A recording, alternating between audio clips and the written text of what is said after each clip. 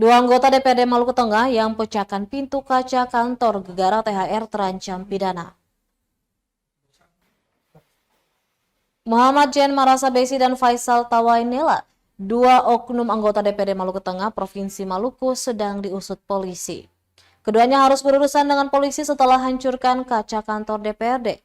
Kapolres Maluku Tengah AKBP Hardi Meladi mengatakan perbuatan keduanya dinilai sebagai perbuatan melanggar hukum. Ia mengaku tim Satreskrim Polres Maluku Tengah sudah melakukan olah TKP pada Selasa kemarin 2 Maret 2024. Selain telah melakukan olah TKP, Kapolres juga mengaku pihaknya telah melakukan pemeriksaan terhadap 5 orang saksi. Adapun langkah hukum yang diambil kepolisian merupakan tindak lanjut dari adanya informasi dari masyarakat terkait adanya insiden pengerusakan fasilitas umum milik negara yang dilakukan dua anggota DPRD itu. Keduanya, kata dia, terancam dipidana dengan pasal berlapis. Kita ambil langkah hukum terkait dengan tindakan yang terjadi di fasilitas umum.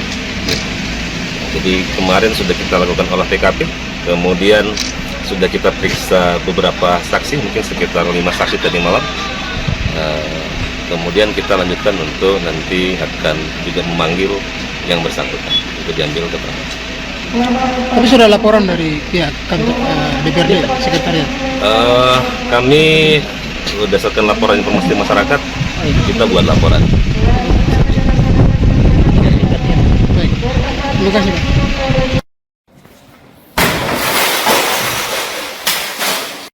Download Tribun X sekarang, menghadirkan lokal menjadi Indonesia.